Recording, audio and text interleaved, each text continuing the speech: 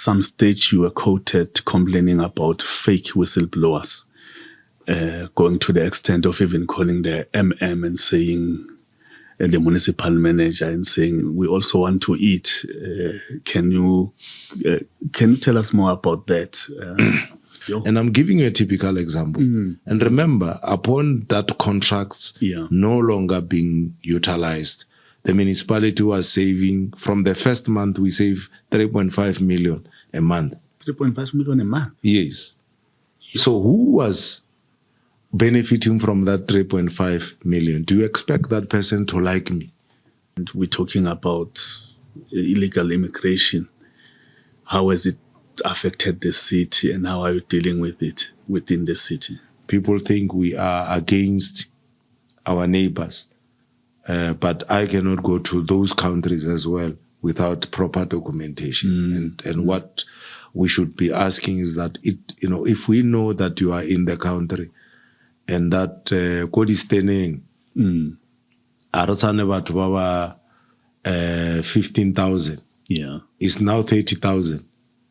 Then we will be able to plan how much quantity of water per day is needed. Then we'll avoid having challenges in terms of service delivery.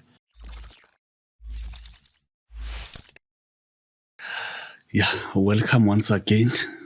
We are in the city of Polokwane, talking to the first citizen of the city, the executive mayor, Mr. Makoro John Mpe, is with us here.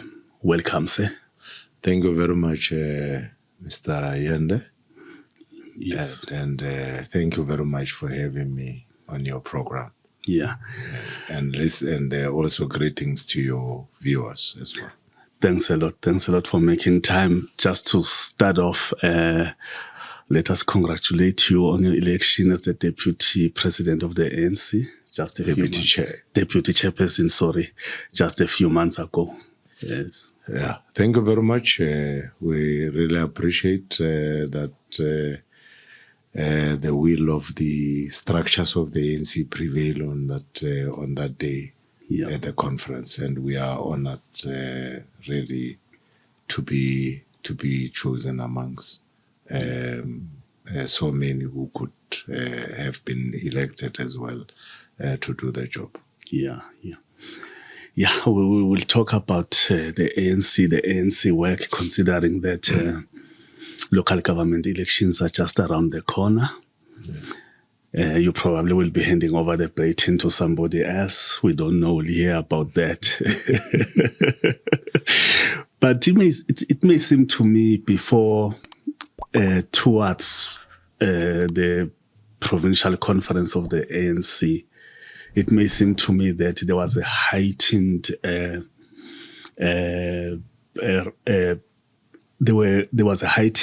would not call it a campaign, for lack of a better word, to raise vociferously issues around your city.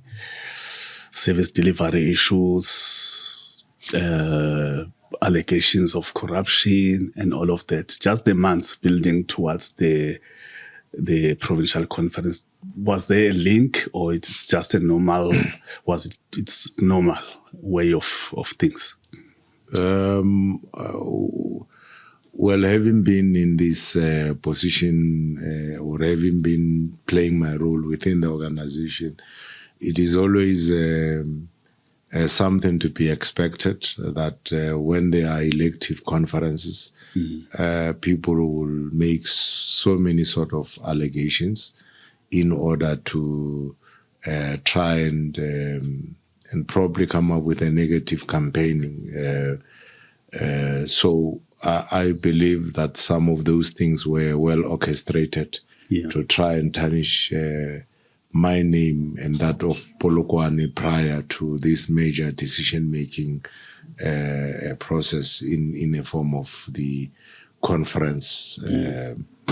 And it's something, there's always a campaigning for and a campaigning against. But maybe it is part of the democratic processes. So from where I'm sitting, I will say that while we, service delivery issues Yes. from time to time will be raised. Yes. To a particular extent, there has been a concerted effort to elevate issues that are negative against those that are positive.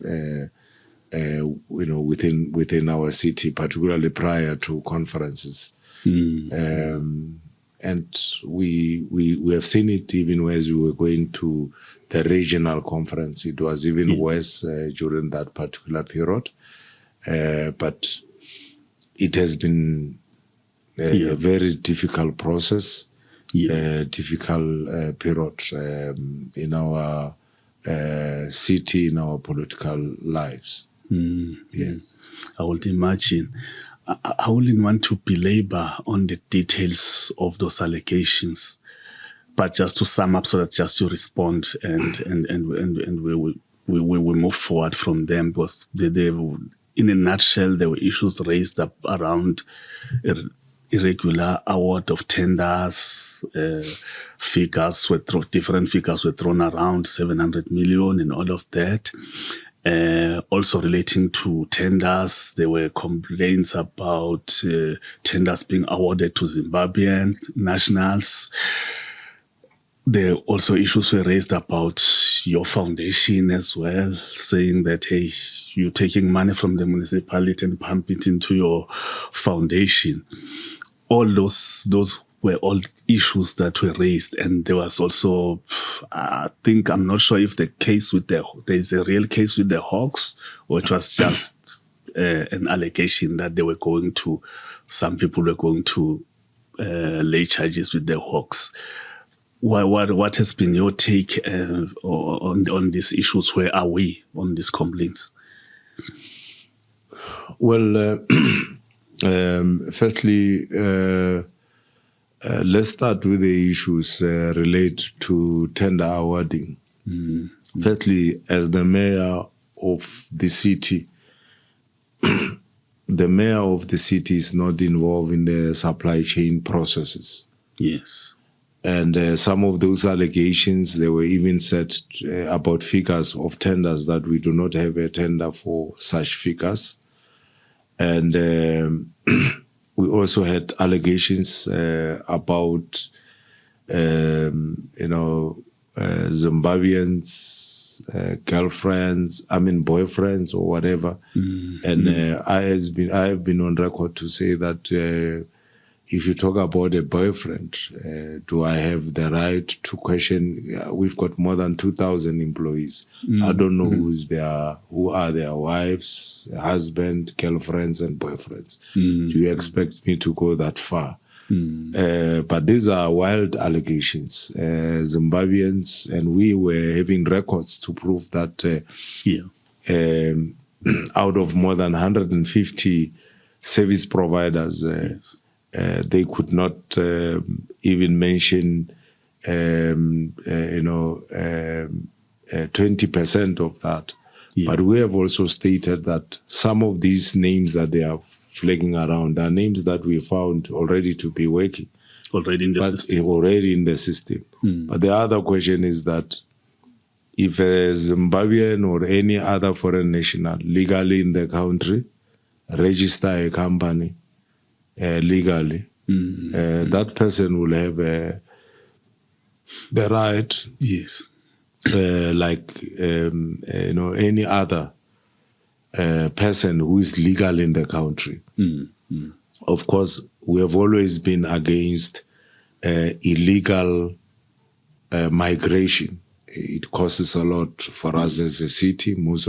Some of the people that we are arresting on criminal activities, cable theft, we found that they do not even have papers to be in the country.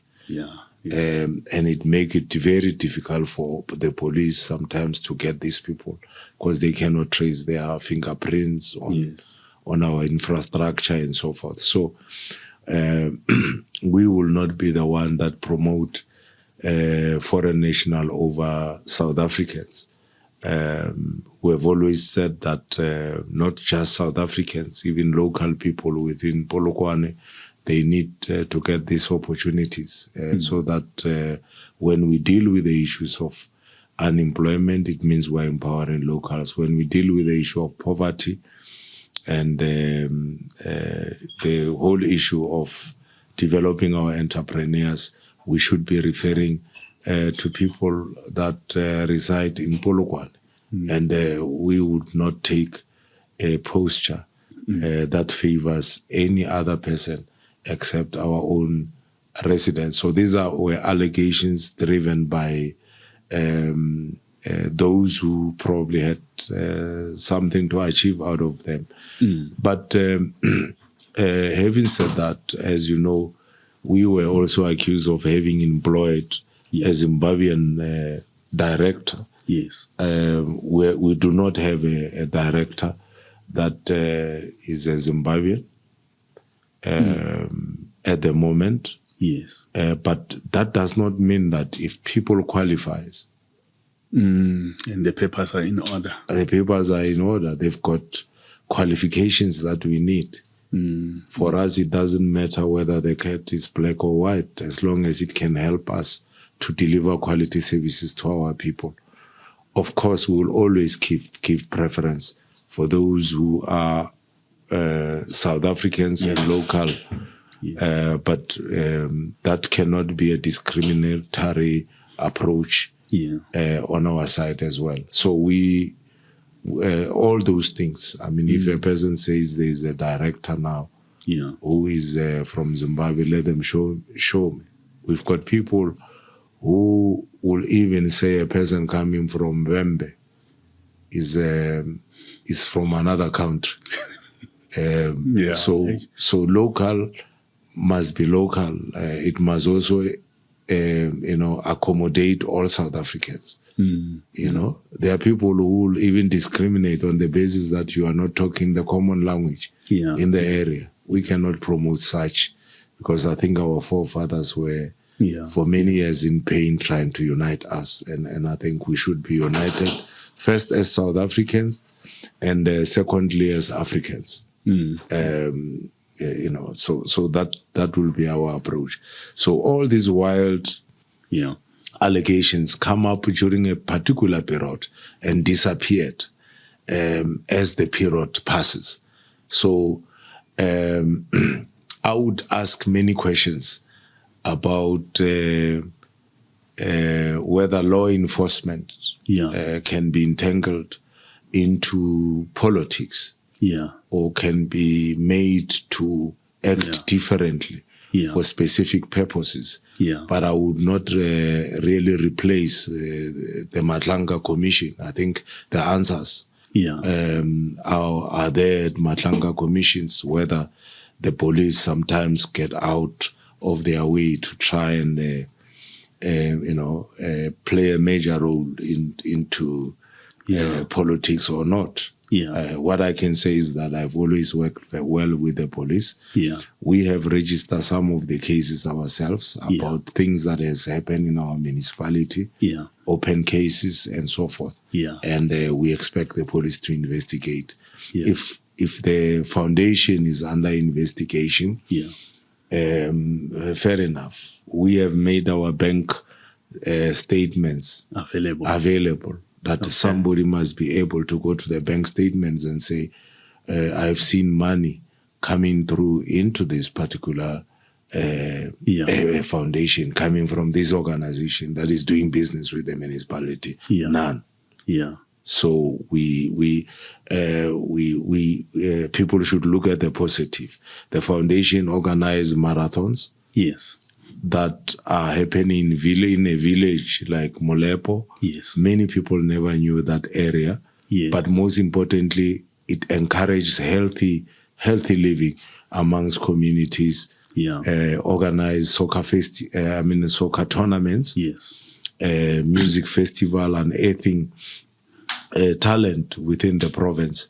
So how can it be that we cannot look at the positive, unless if a person say the foundation has done something nice for me as an individual? Let them pinpoint that, because I've always learned to separate.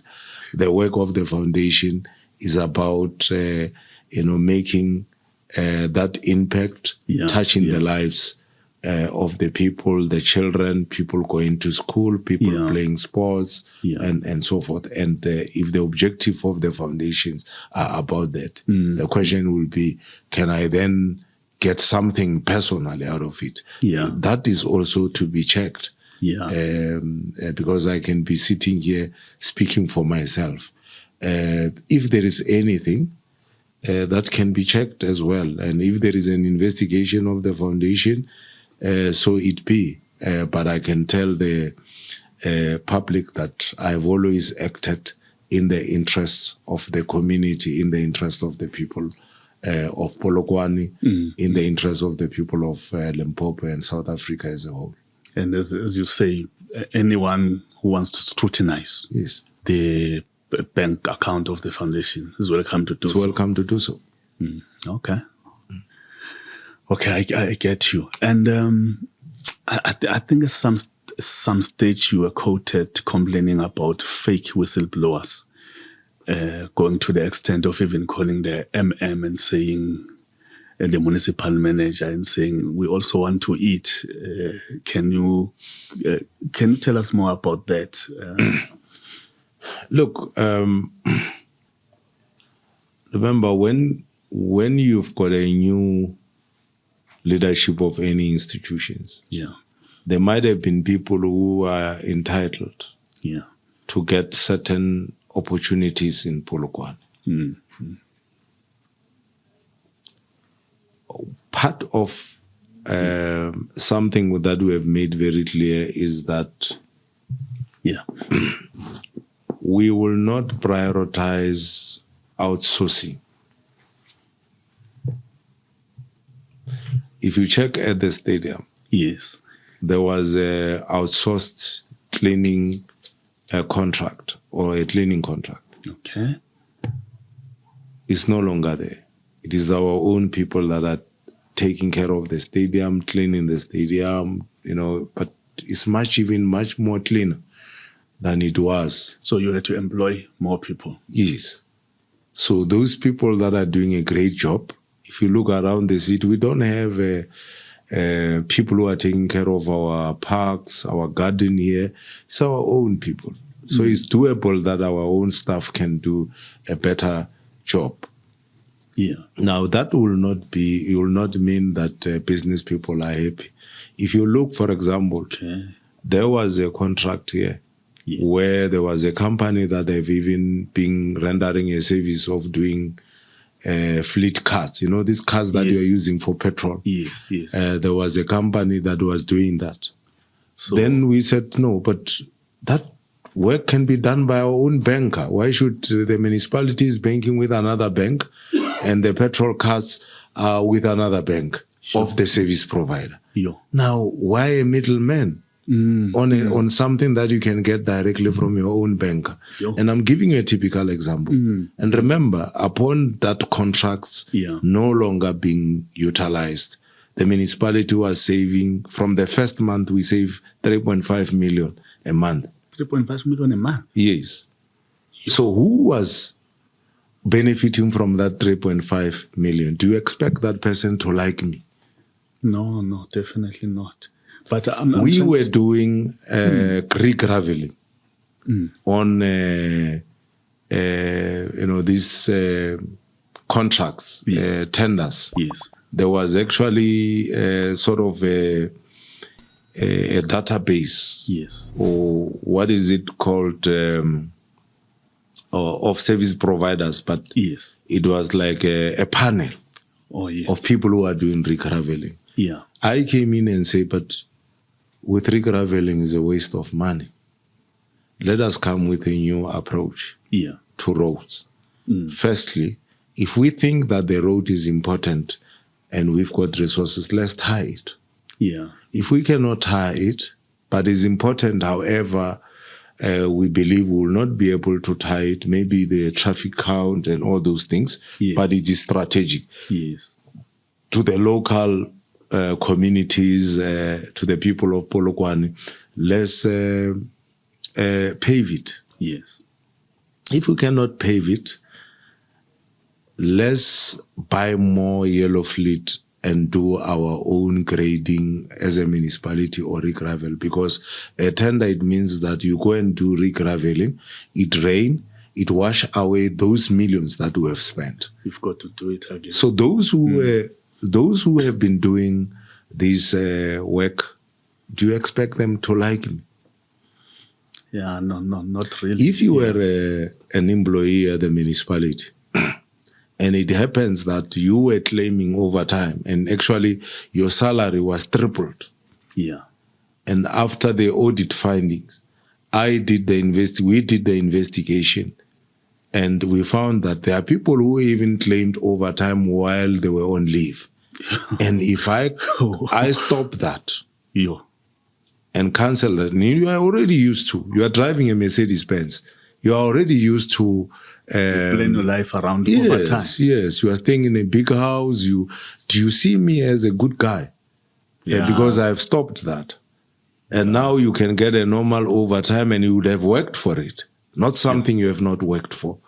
If the culture of impunity and there were no was actually the most prevalent, and it was known here in the municipality, and you've got a mayor that come up with ways to cap some of this wastage. Yeah. We have not cancelled overtime. We've only said that you will work for it. Work for it. Work for it. Don't claim it even when you're on leave. Yes. And we've said that, but it must also be in line with the law. There are restrictions to overtime. You cannot work beyond certain hours. Yeah. You cannot claim, what kind of a human being out of 24 hours, and then you said you have been working 18 hours a day, so you are left with 6 hours, and then in between 6 hours you are traveling, you are eating, you are doing all sort of things. Yeah. So when do you sleep? So it's totally impossible. So now, if you find the mayor that says we gonna have to change this kind of a culture, and then that happened, and the municipality from almost 140 million, the municipality now spend around 67 million on overtime. Saving almost more than half. Now, okay, that money is also been able to be utilized for infrastructure now. And other things. I mean, the road that we are doing in Mangweng is as a result of savings from overtime, truth be told. So if that happens, are you saying that I should expect people to like me? They will not. But we're going to have to change the way people view government. We're going to have to change the way government, particularly the municipalities, operate, and make sure that we really push for more, not just to be effective, but also to be efficient. And efficiency bring about the issue of time. How long does it take us to tie a road? At what cost? And at what quality have we delivered that particular road? So they're going to have to be questions to be answered, and it's not just about that used to happen. Yes, even now, no, this road was meant to be delivered within a year, but we have delivered it after 5 years. So we're happy we've got a road. But it was for how long? It took us how long? And at what cost? Yes. So efficiency and building the culture of efficiency in the culture of performance, putting up a new system of performance management within the organization has been some of the things that we had to do to change Polokwane to where it is today. Yeah, exactly.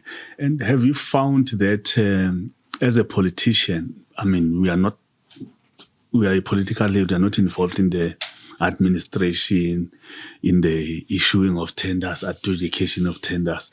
But do you often find that you find yourself in trouble just because your officials let you down? And And they do it knowing that you are just a political head. You are not, you trust them. You are not going to question everything they do and try to, interfere. Look, officials are officials, but they get also inspired by your vision. If they think that the mayor appreciate good things,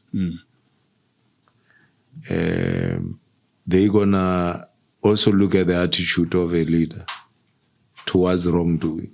If they see their colleagues suffering the consequences of their actions, they're gonna change. One of my approach was to say to employees, I don't care how you got into the municipality. I'm just not very much interested. But the day you want us to question how you were employed is when you are not performing or you are involved in any acts of corruption. Then the investigation will come. And then we'll start knowing things that we did not really knew about you.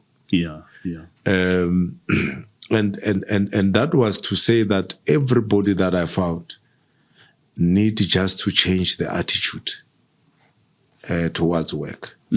Love the people of Polokwane enough. Serve them better. This is not a family business.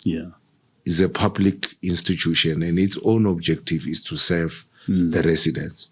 The day we stop not serving the residents, we cannot guarantee the existence, our existence, and our employment. And as much as it has been very hard to change that, and I think overwhelming majority of our employees have actually, took that to say, you understand, you can make the mayor a very bad guy or whatever, but he can be a very nice guy. That is why you have seen we have won quite a couple of awards with the same employees. I did not have to change. But of course, there are those that realize that when I arrive here, they knew my style of work. They knew that I always pursue clean governance or clean audit. And when I'm always serious about it. They've seen me in action. When we got into Capricorn, move it from many years of just unqualified with findings into a clean and sustain that clean. They knew. They also gauge employees are people who look at So I think there are people who are doing things. Some of them could not really last for a month. They tendered their resignation. It's not like I chased them away. It was even before I started investigations. When we started some investigations, they started resigning.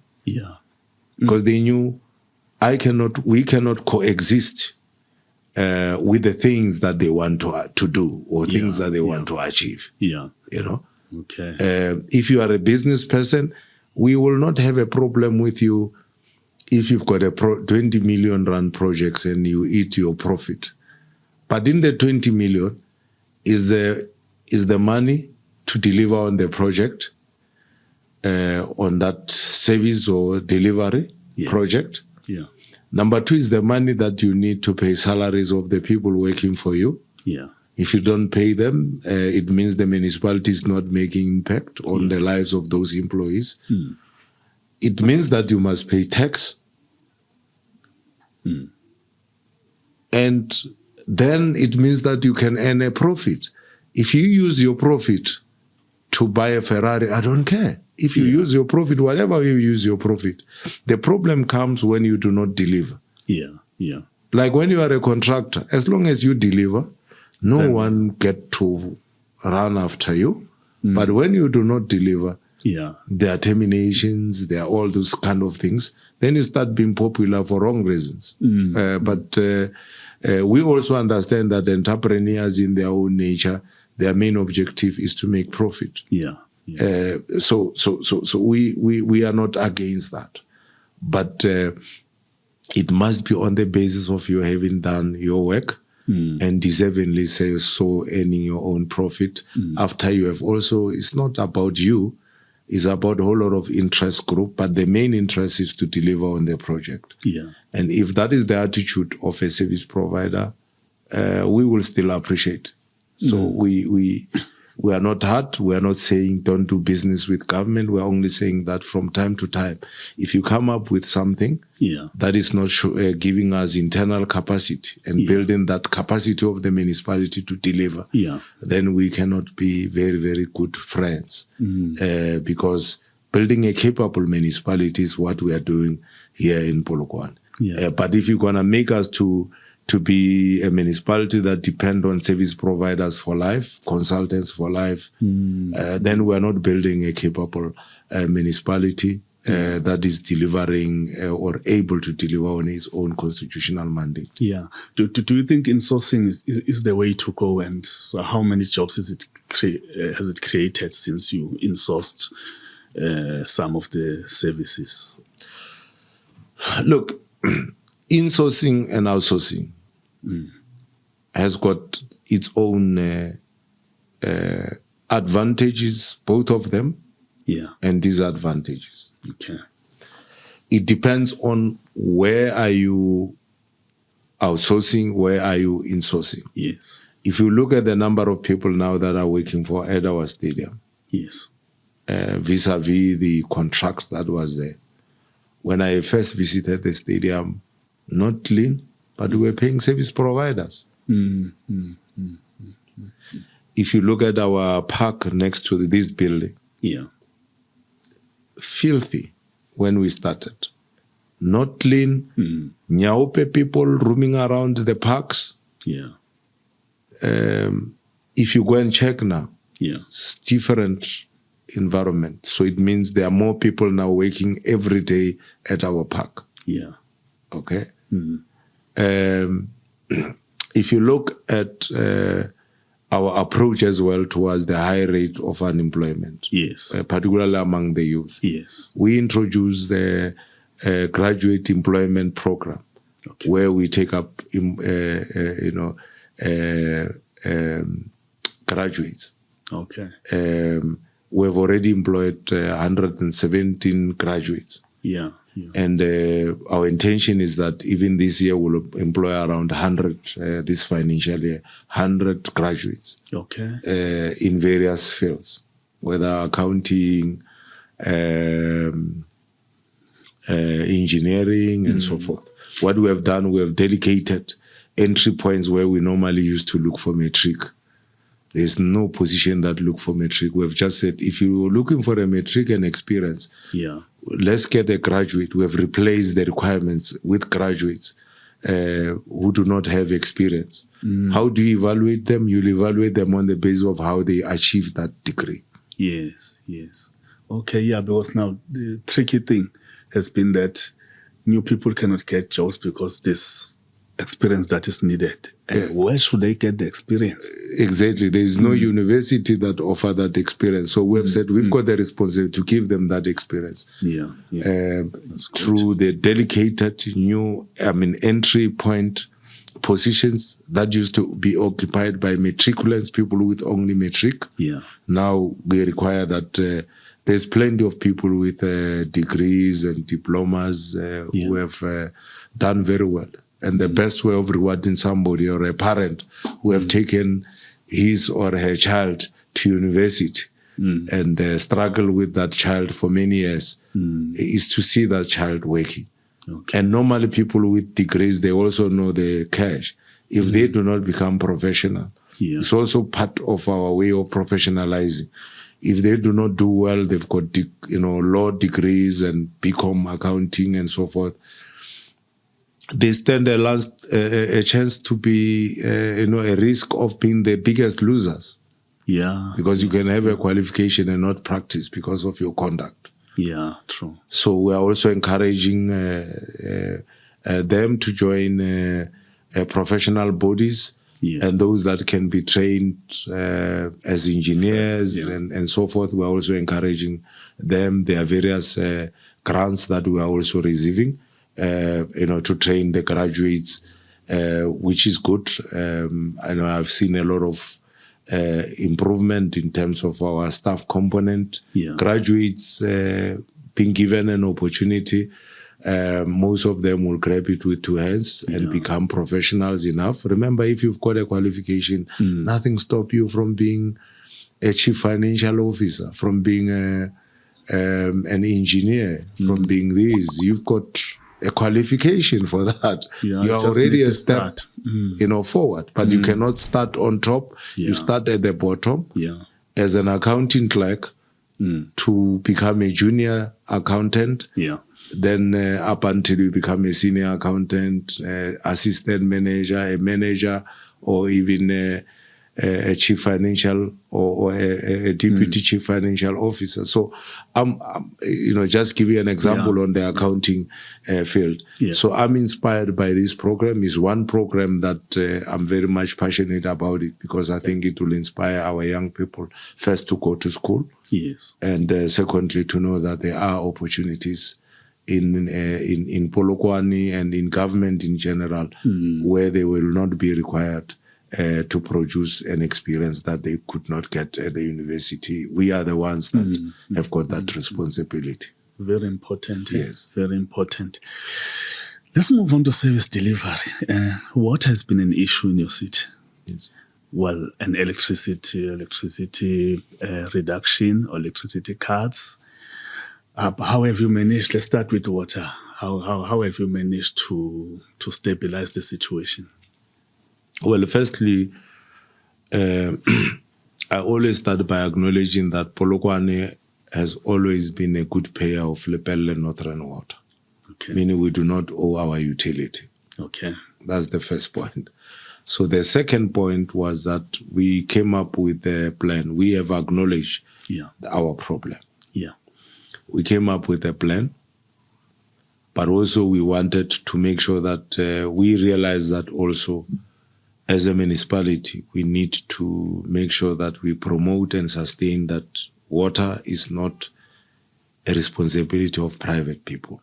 So there is no truck that is hired by Polokwane from a private individual. It poses a risk. If a truck owner delivers water to us when we've got a crisis, if we do not have a crisis, where does the truck owner get money to pay salaries of truck drivers and also pay for the loan he took from the bank to finance that truck?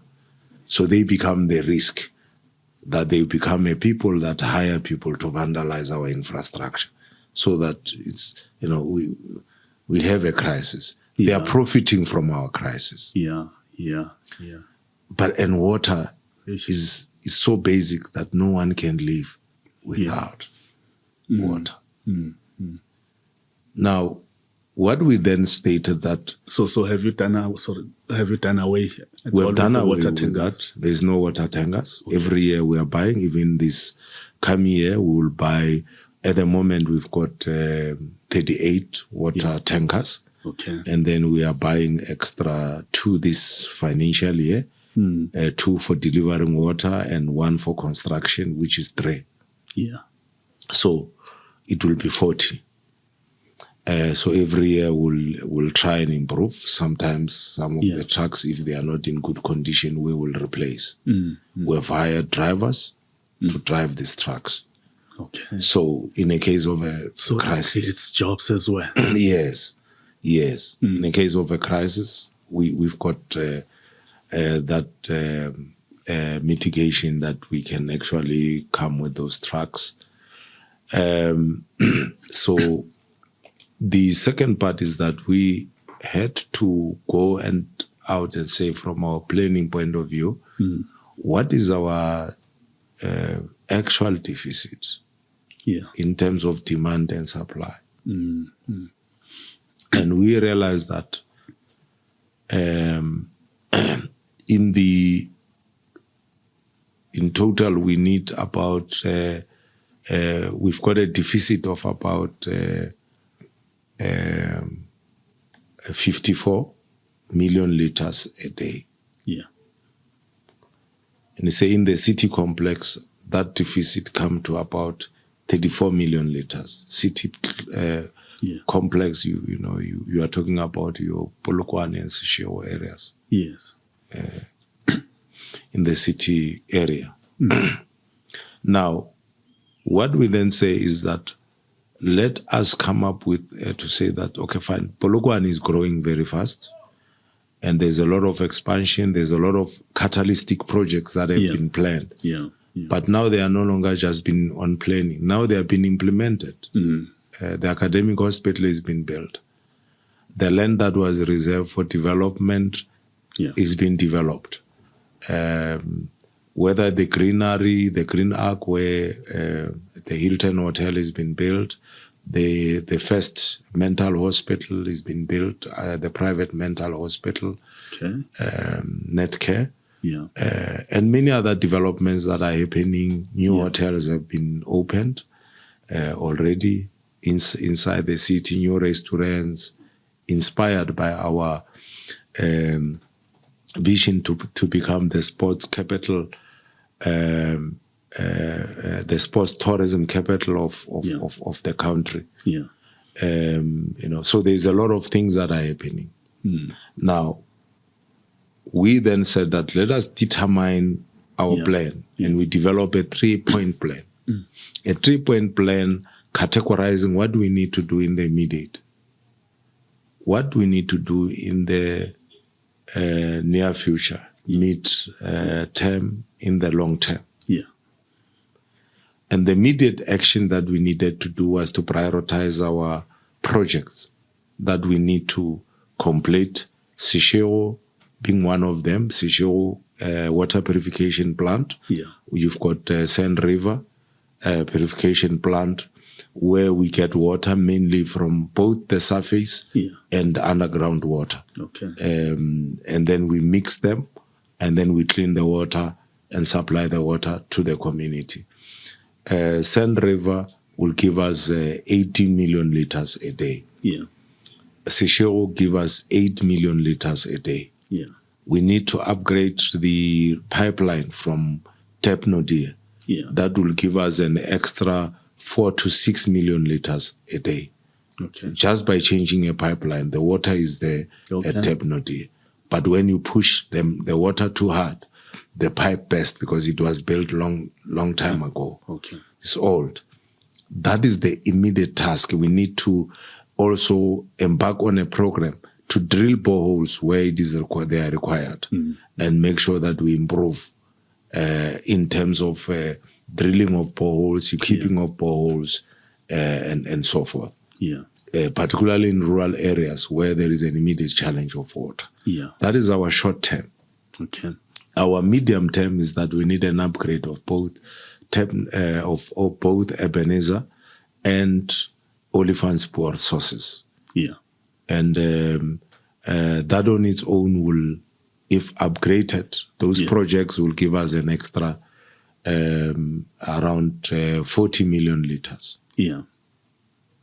From there, then on the long term, we depend on the Hoop pipeline from Sekhukhune area, the Hoop, as they supply water to the people of Sekhukhune, because it must be understood, the water must first be available for the people of that area of Sekhukhune. But we need a pipeline that can reach Polokwane for us to tap in that water. So on a long term, even if Polokwane multiply more than 5 times, there will be sufficient water. Because I was going to come to that question as to whether do you have bulk water supply systems, dams? Yes. So those are those sources. And then we then completed Seshego. We stabilized Seshego. That is why you can't hear anybody in Seshego telling us that I don't have water for days. That person can phone me directly. We will be able to resolve. Or anybody who says, I don't have water here in Seshego or here in town. So what has happened then is that, coupled with that, we realized that there is sabotage to our infrastructure. There's a deliberate. There are people who think they know our system. They turn valves, they vandalize our infrastructure. We also need a dedicated security for infrastructure where we can fight criminals. Yeah, yeah. You know? And that on its own, I can tell you now that our reservoirs are having enough water. Yeah. There is a reservoir on here in town that has never been filled with, not even with 1 million liters. Okay. Today we were able to be on, is a 50 million liter reservoir. Yeah. Now, a week ago, I got a report that this reservoir is at 70%. Okay. And the other reservoirs have also been stabilized. 30 million liters reservoirs. And Seshego is also stabilized. We also requested that we take over the reservoir that was built by DWS in Seshego to fill up that big reservoir. So we are not saying we've got plenty of water, but we are saying we are comfortable that now, even before we complete Sand River and before we upgrade the pipeline to Tebnodia, on a short term, we are comfortable that we have turned the corner and that we do not have the water challenge anymore. Places like Moreklut here in the city, they told me, we've got years without water. But today they've got water. Okay. And that has been something that has kept me awake at night to solve the problem of water. Lepel Northern Water is busy with our medium-term project. They're busy with the upgrade of Ebenezer as well as Olifantspoort. And we are happy. But also one of the issues was to make sure that Lepel Northern Water is efficient. But also recognize that if we don't owe you and we pay you every month, we're paying your salaries. There are municipalities of our size that are owing billions to utilities. And we don't owe you. So you got to have efficiency within the utilities themselves in delivering water. So we have said that we have agreed that we will sign performance-based contract with them, that they deliver as per the commitment, that we pay actually for what that we are consuming. We have also agreed that we are putting verification meters where they are bringing water to our system. There will be also verification meters that tell us that we are paying exactly for what we are getting. And so it's no longer business as usual. So everything boils down to you will be paid for what you have produced and what you have delivered to Polokwane. So we are happy that the new board is in place and there seems to be a commitment to cooperate, work with us. You'll remember at some stage, even our own Premier, Dr. Ramatuba, had to intervene with regard to issues related to Polokwane and Pele. And we're happy and want to thank her for her intervention, because that as well helped us, to stabilize and to make sure that Lepelle as well do its own part. And now that we are putting up verification meters, they know that if they don't pump water, and the other thing that we told them, I'm not an engineer, as it is, I'm more of a financial person, an accountant than an engineer. So I said to them to say that, we said to them, pump at night when people are sleeping. Pump hard into the reservoirs. Now it's working. It's like have an operational program jointly with the city on the city's sources. Pump more water during the night. And then we'll not have a problem in the morning for people to take a bath, a shower, to to get themselves ready to go to work, school, and so forth. So during the day, you continue with the pumping. You don't stop, but at least you have done a lot and have what is called acceptable level,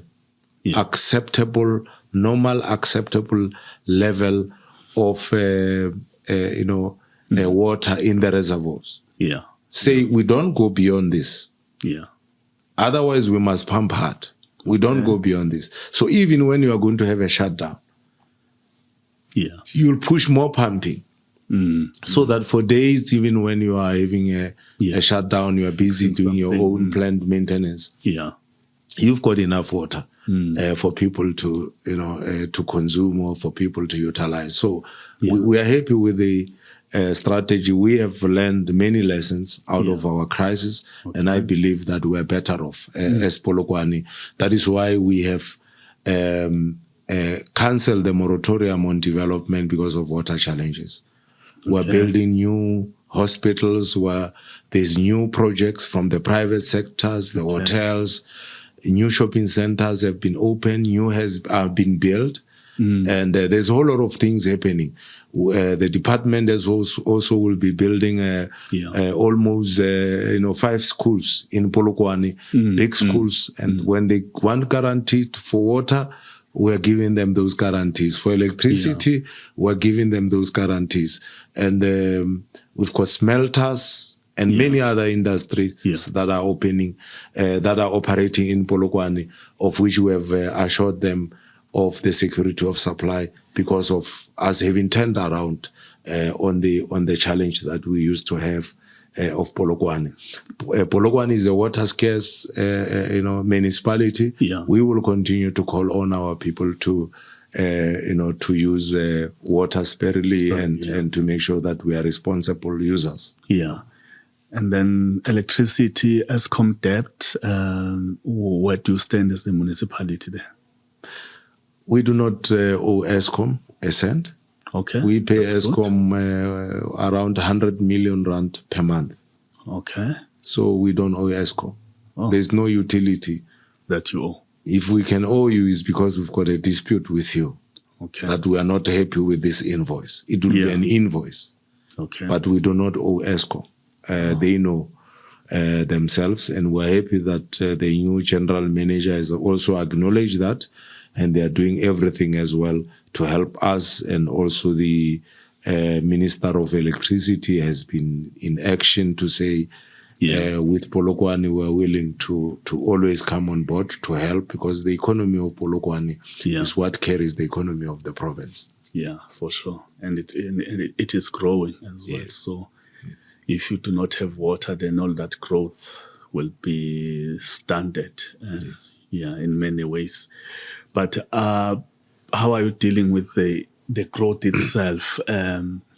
We are closer to a neighboring country, and we're talking about illegal immigration. How has it affected the city, and how are you dealing with it within the city? Look, the issue of migration has been a source of concern. Because as we plan based on numbers. If we say Polokwane has got 840,000 people, is the basis for planning. But when there are people we do not know that they are in the country, they are in Polokwane, it means part of the challenge is that your water that you supply, for example, to areas like extensions. Extension 78 and many other areas, particularly in those areas that used to be informal settlements.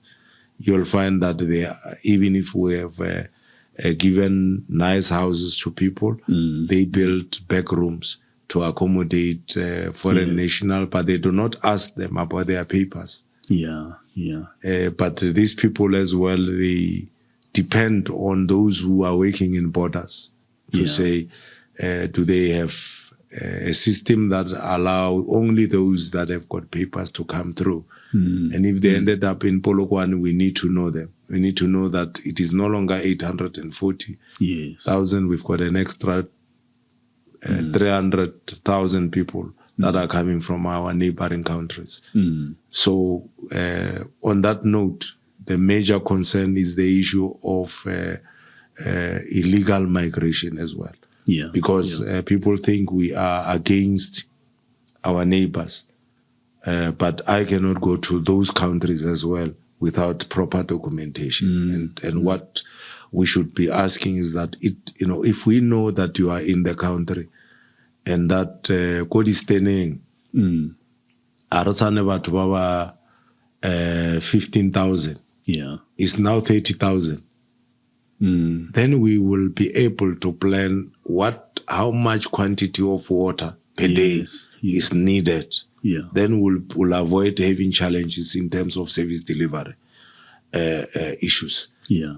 Because some of the people that will complain, you find that they are doing business in their yards. They are actually having other units, townhouses, rooms, and there are other people who are paying them rent. But they still really register themselves as indigent on our system.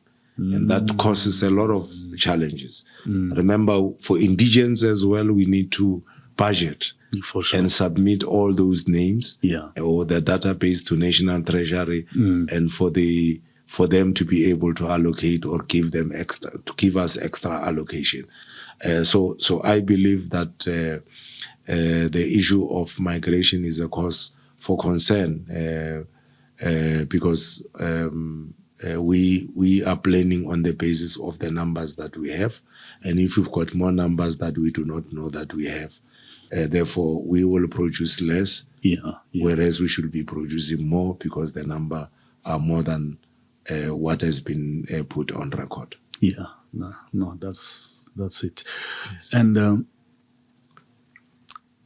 as you talking about planning, in terms of collecting revenue, is the city doing well? Because it's another problem throughout the country that to get revenue now it becomes a problem. And you mentioned the issue of indigence. There are people who are trying to trick the system as well. They can afford, but they register as indigents. Yes. They should be paying for the services. Well, firstly, our officials are doing continuous audit to make sure that indigents are indeed indigents. But this is a challenge. It's a serious challenge. If you look at Polokwane has been collecting between 88 to 99% collection rate. Okay. By the standards of our municipalities here, probably we might be amongst the best among the secondary cities. Okay. By the standard. But in terms of the treasury norms, municipalities are expected to collect 95%. Okay. So we have improved our revenue from 1.6 in 2021, 2020 to 1.6 billion to 2.8 billion now. Okay. So there is a massive improvement that goes hand in hand as well with the growth of the city, but also our effort to try and improve. We can actually, for me, Polokwane should be collecting around 4 billion per annum. So those are the challenges, some of the challenges that we need to address. Of course, is an element of area that I'm, while doing my Masters of Business Administration, I'm trying to research more and find solution to what is it that need to be done for Polokwane to really collect more and even surpass the national treasury norm. But I think by standard, Polokwane is one of those municipalities that have got systems in place. And I think a normal resident will tell you that if I default within no time, my electricity will be off. So collection, we can do more, particularly with corporate. We've gone hard on government departments. We've seen an improvement. We've also gone hard on businesses, and we are seeing some improvement. Our residents are the ones that know our day-to-day operations, non-compromising approach towards credit control. Okay, interesting. Let's move on now. Just wear another cap as the ANC deputy chairperson. That's the most difficult cap. Elections are around the corner, local government elections. I'm not sure whether you're coming back here or not. Are you attending interviews to stand as the mayoral candidate for the city of Polokwane again, or what is happening? And also, what's your party's plan around the local government elections? Where are the areas, hotspots, where you feel that you need to work harder? You might, or there's a threat for you as the ANC not to win those municipalities. What's the plan? Look, you ask a question about the interviews. I am attending the interviews. Okay. It is my belief that the options should remain available for the ANC, whether to choose from us continue with an improvement that we have made in the city. Polokwane is well run. Okay. And I believe that having moved Polokwane to where it is, Polokwane was a grade 5 municipality. Now is a grade 6 municipality on the same grading with metropolitan municipalities. Okay. Polokwane was under financially distressed municipal list, is now under financially sound municipalities in South Africa. You have seen the improvement in terms of water that I've spoken to. The improvement in terms of roads are also visible within the city. And we have given that option to say that if the movement still feel that we can add more value to its own vision and to serve the people of Polokwane, it remains an option. Okay. But we have always been grateful that we have been given an opportunity to serve. So we are grateful to the African National Congress for giving us an opportunity to serve on this, to lead this municipality for these 5 years. If whatever that the organization may want to do to achieve, and they feel that we should continue, I am available to serve. Now, you have went further to say whether we can win these elections. If you look at the performance, I've seen a post of another organization that says we have pushed the ANC to resolve the problem of street lights, and that is why they are doing it. In fact, they are acknowledging that there is progress, but they are saying when you see progress, attach it to us, not the ANC. But when there is no progress, attach it to the ANC, not us. Now, we understand the game that is being played. The reality, and we have also seen people appreciating, irrespective of their political parties, in writing, appreciating our work. So, we have expanded tarred roads to rural areas. You can go across the country and look at their rural areas. In some of the provinces, you do not find rural areas with tarred roads. We've got tarred roads. We have paved roads in rural areas.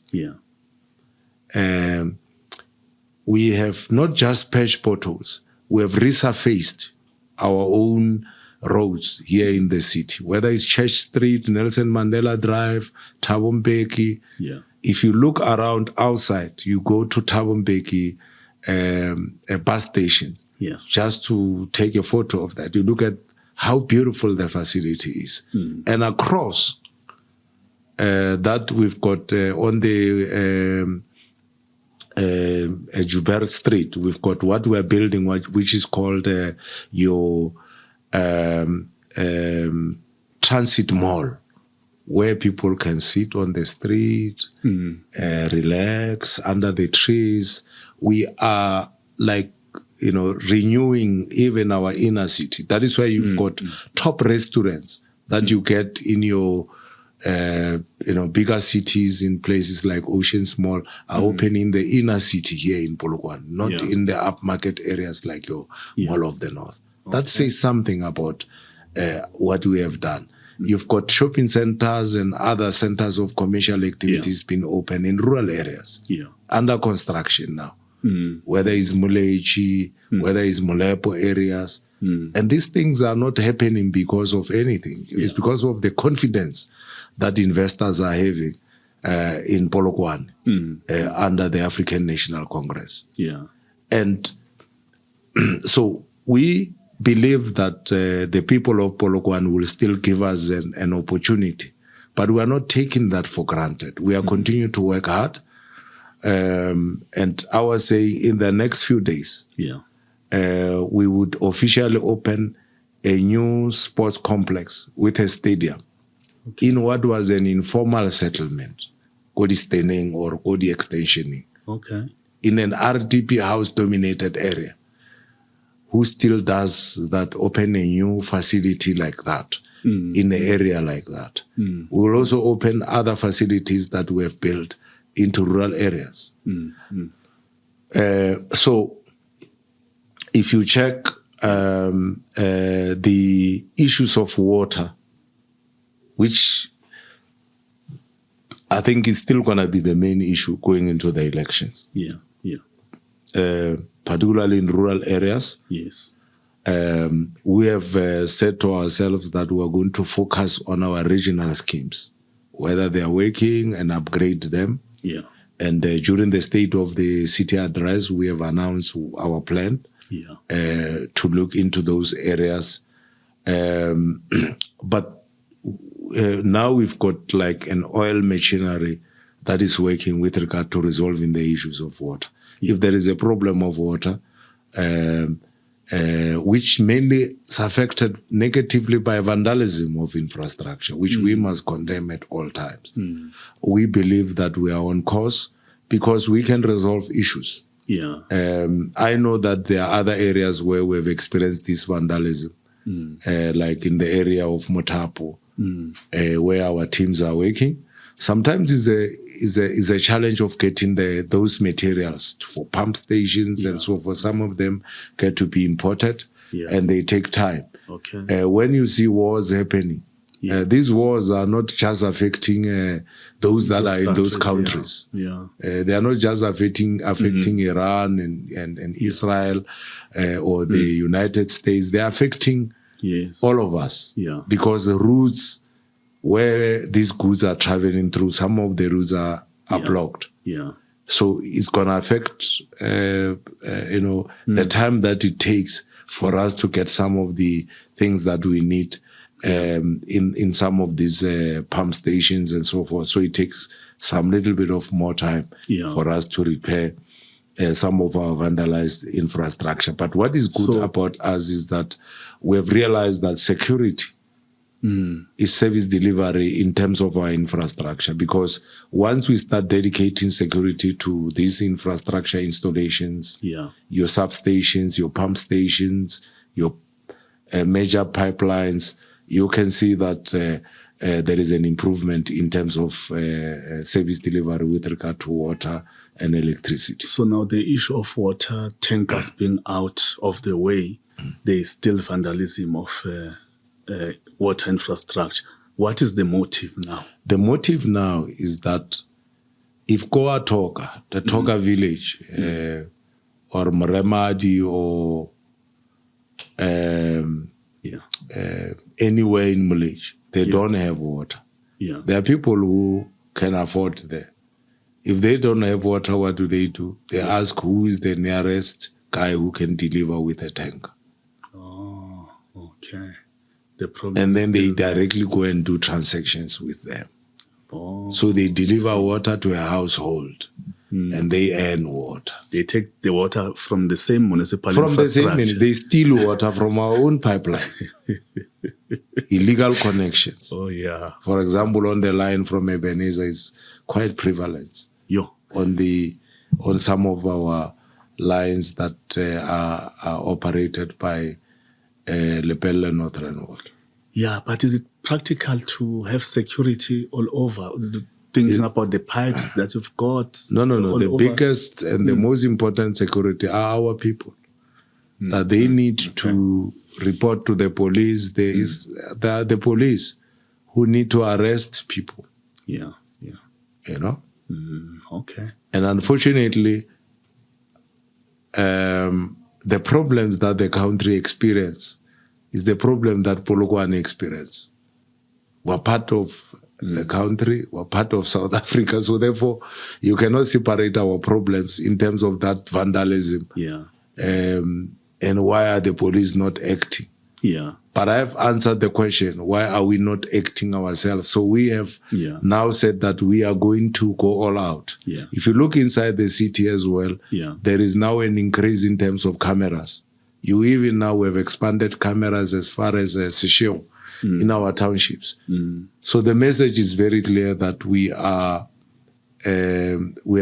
now much wiser to deal with the war against vandalism. And those that are involved, definitely they're going to find themselves in trouble. Yeah. But that is the major challenge that we're dealing with. So I think the ANC will win Polokwane by an increased. We have increased our support in 2021 from 2016. We were on 57%. In 2021, we were on 60.8%, an increase, which is very rare in a city like this. And we are looking forward to increase our support as well in this year's elections on the 4th of November. So we're looking forward to increase. I believe that the people of Polokwane knows very well that there is no any other organization that can continue with this growth, particularly because most of these organizations only come to be known during elections. After the elections, they will disappear. They will be in parliament. They will be in councils. And then they only start remembering that, by the way, we've got people at Amamabolo, only when there are elections. Now, you can't trust people who disappear and reappear only when they need you, you know? Okay. And as the municipality, we have always built the culture of caring. Whether there are problems, whether there are disasters everywhere, anywhere in the municipality, the mayor is on the ground. Whether there are issues in our various communities, our councillors are on the ground. And that, I believe, the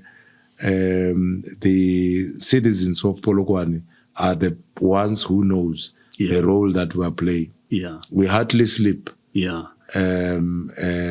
know, at night, if there are problems, it's even difficult for me to close my eyes because we are very, very much committed, and we've been very much committed. We are not gonna all of a sudden being committed because there are elections, but we will continue, be committed as the African National Congress to serve the people of Polokwane.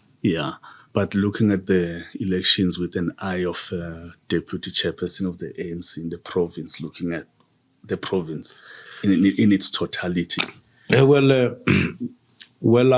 believe that if you look at the areas of Vembe, it's our strongest hold. We will do very well in our municipalities. Like we have done very well in the past.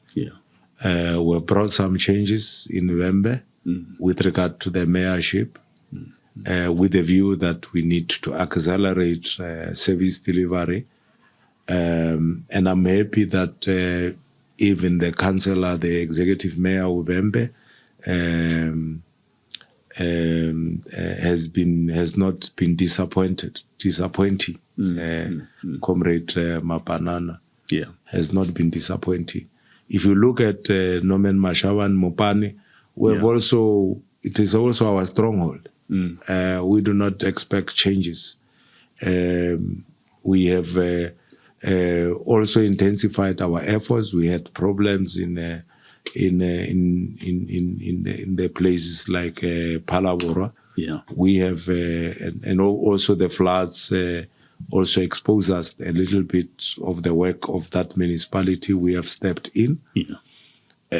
and stabilize the situation. Zanin, we've got a new young mayor there that is doing very well. He's working very hard with the community of Greater Zanin. And generally, I believe that we will do well. In Sekhukhune, there's been stability in that municipality since we also brought in the executive mayor there, Mgaleadi. We are happy with the work that is being done on the ground. If you look at the town like Dubatse, it's growing. It's a mining, city. In terms of chrome and platinum, it's growing very fast. The road R37 has been improved. It's like your freeway. It's like you're entering in another city. They could easily have been probably a capital city in another country across the continent. But it's growing very fast. So whether you are in other parts of the district of Sekhukhune, Groblersdal, you'll note the growth. Jane Fairs and many other areas of Sekhukhune. Here in Capricorn as a whole, you have seen that stability. I will not talk about here because I've spoken about Polokwane a lot, but you'll also note that Waterberg has been unstable for some time due to coalition. Most of these political parties, they are not contesting to win. They are contesting to form a coalition because they've acknowledged and accepted that they will not win. But coalition has produced the worst corruption. If you look at what is happening in Ekurhuleni, it happens under coalitions that where the ANC was not even involved. But now, because the ANC assume its leadership position, it's like everything is happening under the ANC. No. Exactly. Coalitions in their own are sources of instability. Because at any point given in time, and they also encourage self-serving of individuals within parties. Because you cannot adopt a budget unless we are involved.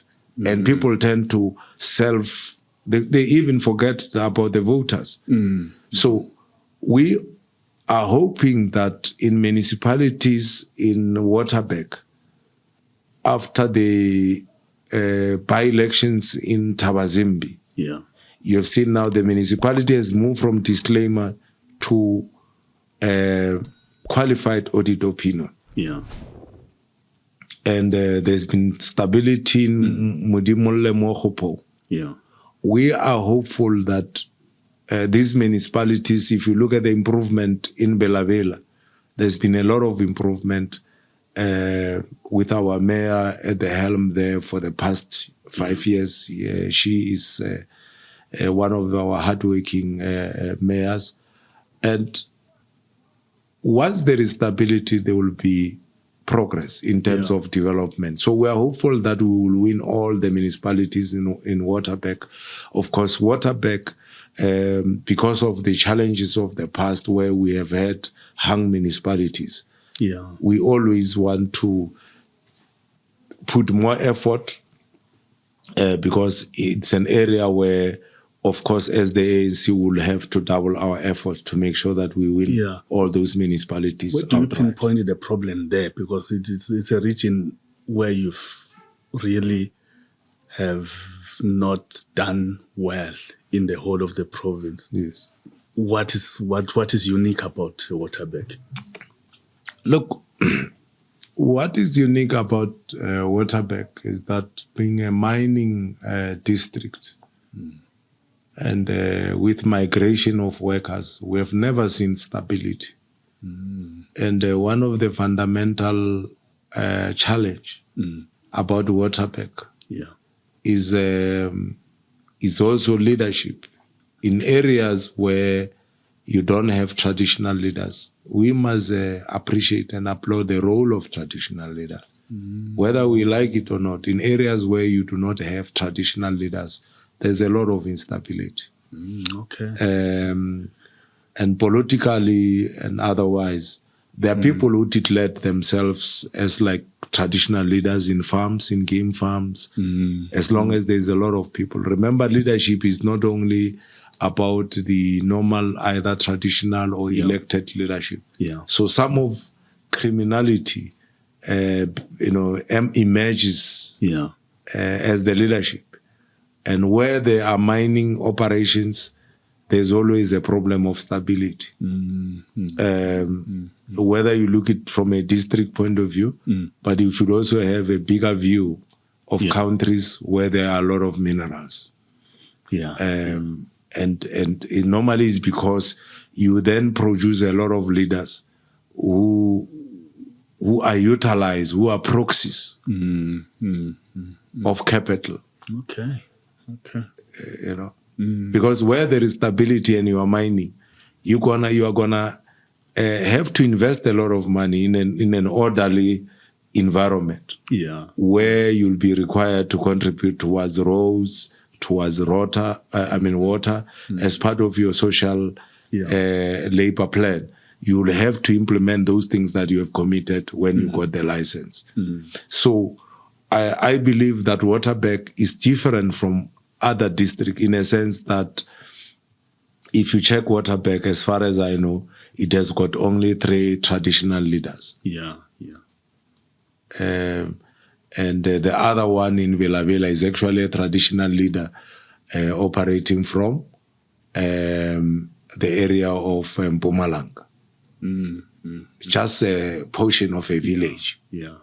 But the rest, you've got traditional leaders in traditional leaders in Polokwane. You've got traditional leaders in Lephalale. So these are 2 areas where you've got traditional leaders. But even there, you'll find that there is a lot of instability. And even traditional leaders themselves have been destabilized because by interests. The mining issue on its own is causing a lot of problems. Yes. Then there are communities, the traditional communities on whose land the mining is happening. It's also another conflict. It's another conflict. There's a deliberate move to divide these communities. And being those communities, we have seen now that our communities can be attracted by people that they do not even know where they come from, and how do they mobilize resources themselves. And a guy just come and land in an area with a chopper, then he become an overnight hero. So those are the challenges that you get in areas where traditional leaders are not there, because of the fact that there is no strong inherent leadership that has been built over the years. And even where there is stability, you'll find that there will be elements that will divide the traditional leadership. You find that all of a sudden, the person that was meant to be temporarily holding the position of a traditional leader on behalf of the real chief or the real king is now refusing to hand over to the actual right heir of the throne. And if you check, then the division will be a subject of opportunity for opportunistic political parties that are never with the community. They only come to the community during the period of elections. So from where we're sitting in Limpopo, the ANC have achieved over 70% in the previous elections. And we are hopeful that we will be able to win all our municipalities in the province. I was going to come to that point, that by far, the ANC, Limpopo is the province where the ANC has remained dominant in terms of support. You've seen another stronghold in Mpumalanga, where I come from, has really dwindled to just above 50%. In other provinces. How do you do things here, maybe that other provinces are not doing as the ANC? Is there anything specific? if you look at our approach, is that, and which is something, I think it reflected on our previous provincial conference, the unity, where you need leaders who understand that they are not bigger than the organization, but most importantly, they are not bigger than the people. So if it is about me, is me and me and me and no. Remember, you must choose between leading an organization that is intact, that is united, than leading a sinking ship. You know, because we have learned over the years, over the throughout the country, that there are people who will say, I rather let the ship sink as long as I cannot be the captain. I would rather have the ship sinking. Now, you can become the leader of a sinking ship, or you can help to make sure that the ship sails through.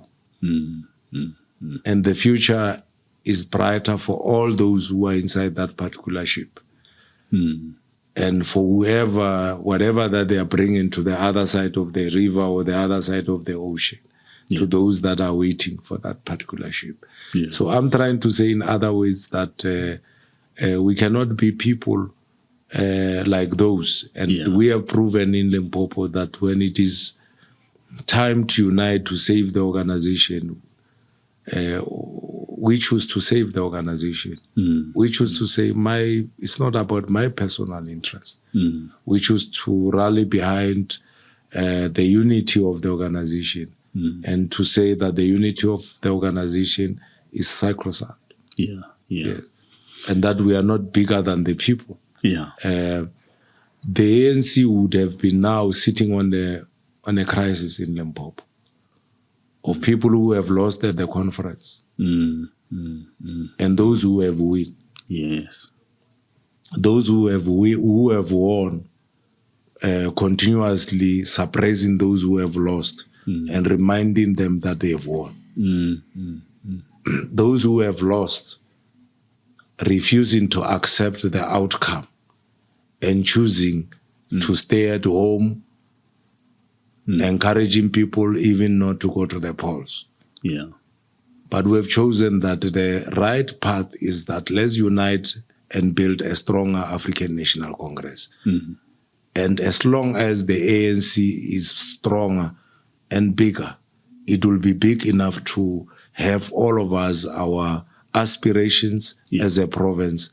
And what we need to do is to work together to fight for the development of our province, to fight for our people, to be economically prosper. If you look at Limpopo, there is no province with so much beautiful houses. I've traveled around provinces. Rural areas. In rural areas. We have built roads in rural areas. Some people are talking about Limpopo, but they don't first take a photo of their villages in their own provinces. Take a photo of your villages and come and take a photo of our villages. And look at the difference. It's not because we are better than you. It's because we have learned to respect where we call home, and to respect our people. Our people in rural areas, they also deserve what other people feel they deserve. So if it is about third road, they deserve those third roads.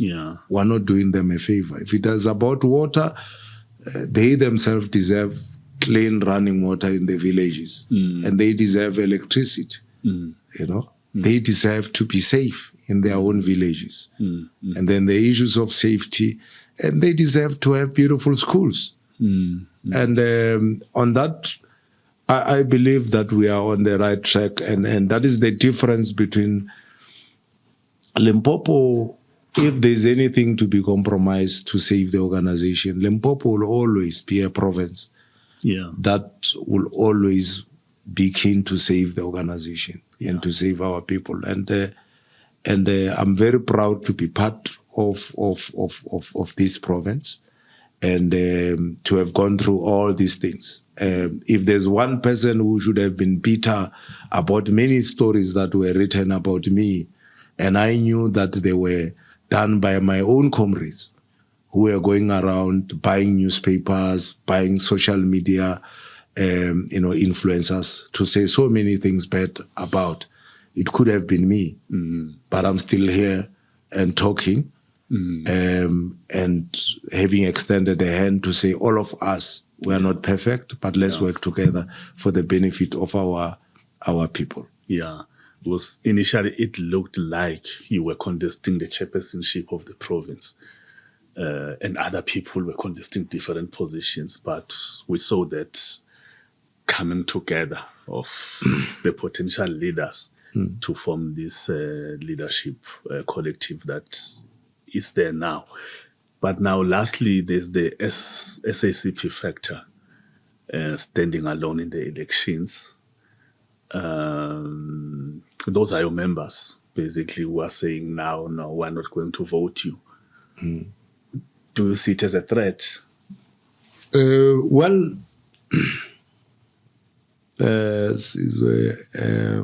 I would say that the issues of one of our alliance partner contesting us is rather an unfortunate situation that we might somehow have to turn it around. Yeah. It's our members, some of whom, if they do not perform very well during our selection process, they immediately jump to the SACP. They wait for the decision-making on councillors and all those things. And remember, the biggest problem within the alliance was also that there were people whom, when they did not perform well in conferences in the ANC, they will then become more prominent in the SACP, even if they were never communist before. And then they will say, because we did not do well there, for us to still emerge as leaders and maybe somehow be available for deployment. Or to remain relevant. To remain relevant. Let us go to the SACP.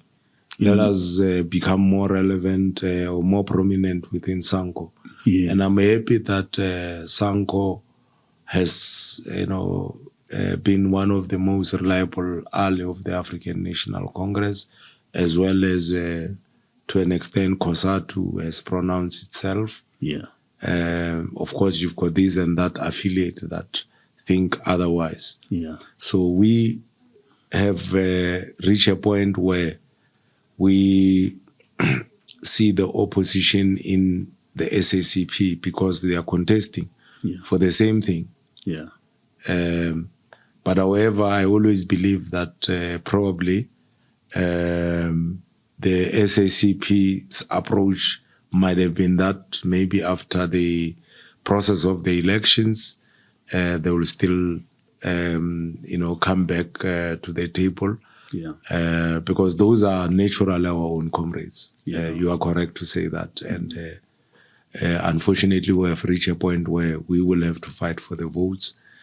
And we believe that if it is a national democratic revolution, we have always agreed with everyone that the ANC is the leader of the national democratic revolution and to actually spearhead the road towards a non-racial, non-sexist, democratic and prosperous South Africa. Yes. Okay. I'll leave the platform to you to usher us out. I did introduce you. Just if you have concluding words and final words, the platform is yours. I have no further questions. Yes. Maybe I might have left something you want to say, or I don't know. It's up to you. Well, I feel like we have said a lot. But just few ways to say that I think sometimes we tend to dwell much on the negative. Those of us who have lived during apartheid Yes. and now have seen the transformation that has happened in our communities. We did not grow up having water. We did not grow up having electricity. We never thought a village can have a tarred road. And today, because of this African National Congress, we have seen these things happening in villages. Schools were built by communities and their traditional leaders. We have seen a government that builds schools. For a person that was born yesterday, it might mean that it's obvious a government must do those things. People in another language, they say it's like trying to praise a fish for swimming. But the reality of the situation is that those were fundamental changes from where we come from. Son or a daughter of a domestic worker like myself could go to the university. It was not something to be thought of during the days. But today, it doesn't matter which family you come from. If you qualify to go to an university, you get funding from the government, even if your mother is a domestic worker and your father is working as a gardener or whatever. And these things transform communities, transform families. That for the first time, they start to have a person with a degree, a person working. And I believe as government, we can do more to then give those people opportunities to work. We can do more to inspire more investments into our local areas, into our municipalities.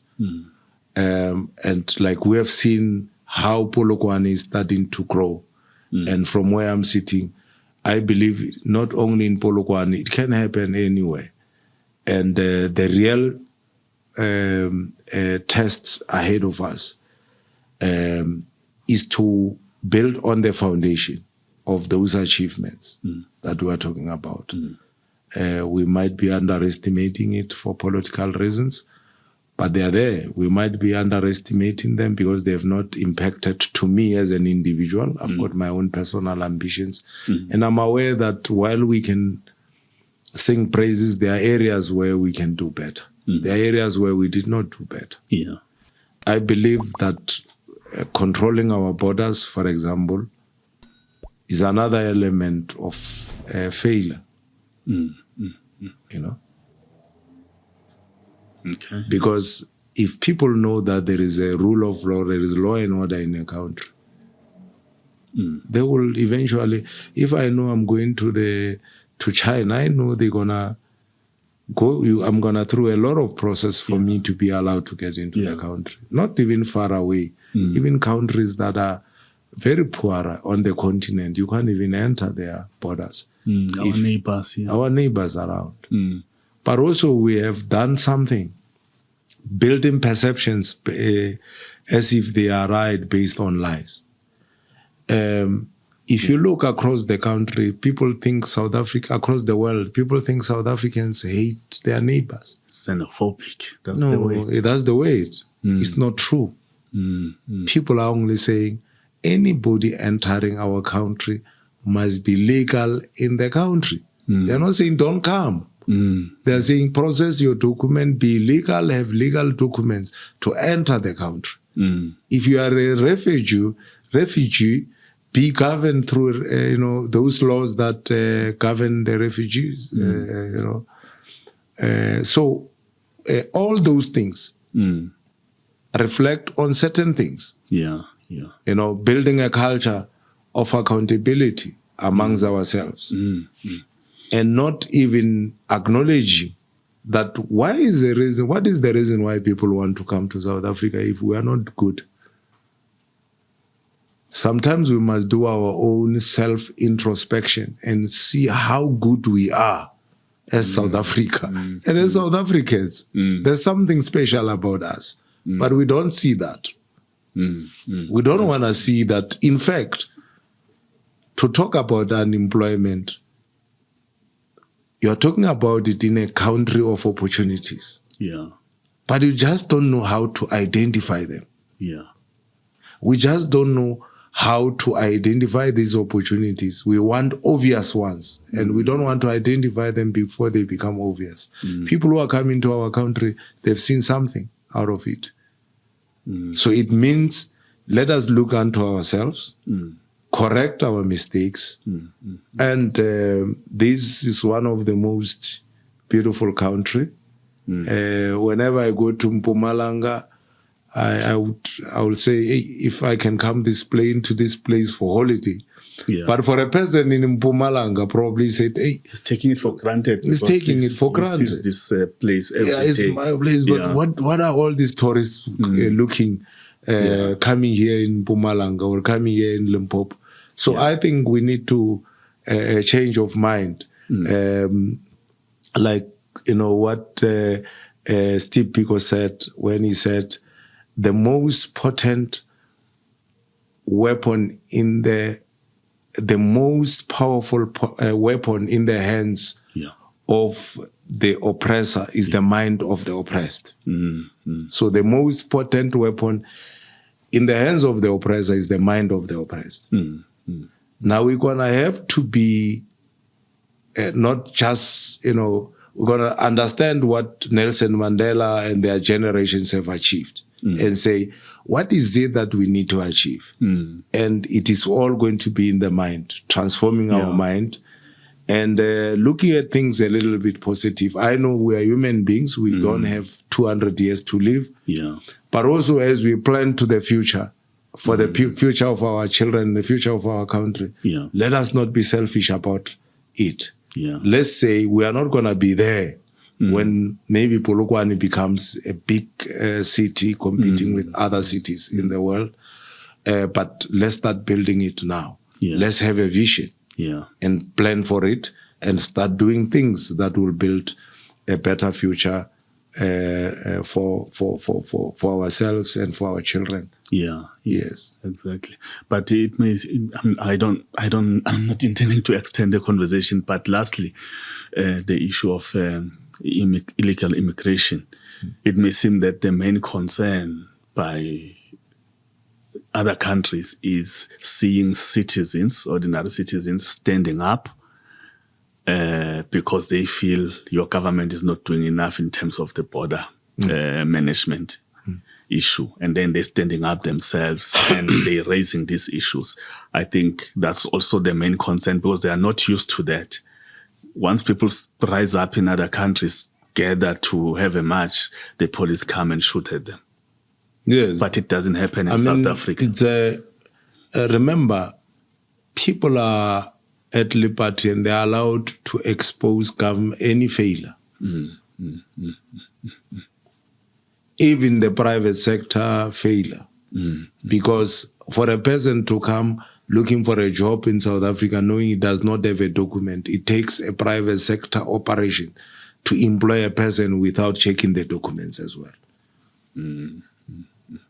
So it's not just a government failure, it's a societal failure in a way.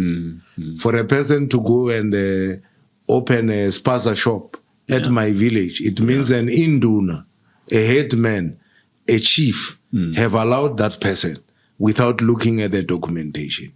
But it means a certain corrupt border officials would have allowed that person in first. And then this person arrive, and whatever he has given to the headman or the chief or the local councillor, then that make that person to be highly protected to own a spaza shop.